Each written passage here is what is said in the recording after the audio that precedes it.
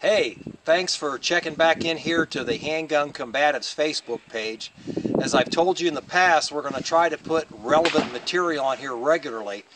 Kind of hoping to share information with like-minded people like myself and my students out there. And what I thought I would talk about here in this particular segment is a little drill that came up from a trip I took out to the Gunsite Academy in Arizona.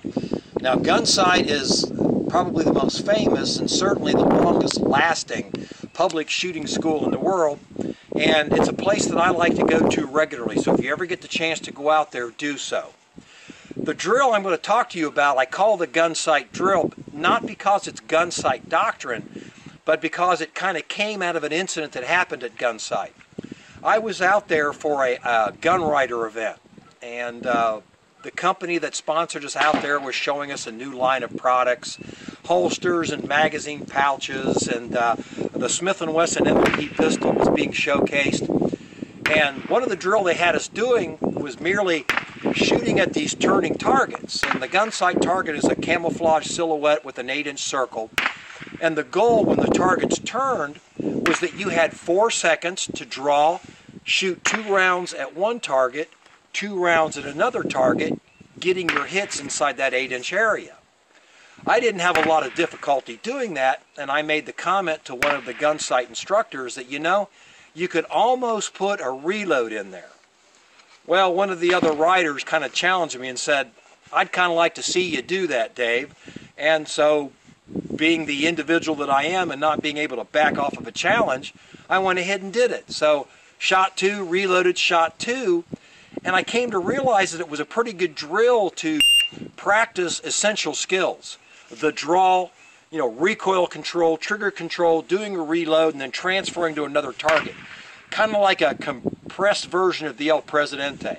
So what I want to do today is I want to kind of demonstrate that, and we're going to shoot these on these circular plates at 20 feet. At Gunsite we were doing it at 15 feet, but 15 to 20 feet really isn't that big of a challenge. So that's what we're going to do today. So let's see what I can do with this. Check that it's loaded. Again, I'm going to draw, shoot 2, reload, shoot 2. We're going to see if we can get that all in 4 seconds. So, Darren, whenever you're ready.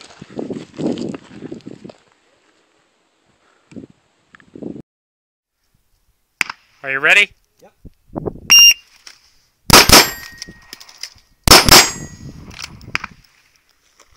3.18. Okay, 3.18. So, how did that break down, Darren? Can you give me the splits on that?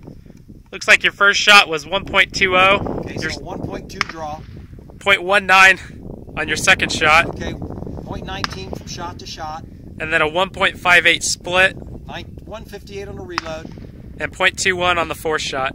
Okay, now, that reload, it was a little bit slower, but this is a good learning point. I came up and I didn't hit the magazine just the way I wanted to. I kind of was offset a little bit. But if you just, once you make contact, don't give that up. Once you're here, just rotate the magazine back and it'll slant into place. And that's what I did. I just slid it into place, and I still got a 1.58 reload. So whenever you've got felt contact, don't come back and try again. Rock it back, slide it into place. But I've been able to get that under 3 seconds, and I like that. Now, what variations can you do? Well, you can do it with concealment. Concealment will always add time to something. Whenever you add something to something, there's going to be more time involved. So, you know, a open front garment, a square front garment, those of you that like the appendix carry can do that. But it's a pretty quick drill, doesn't require a lot of rounds to do, and practices a lot of those essentials. So I hope you like this. I hope you get some use out of the drill, and by all means, please check back.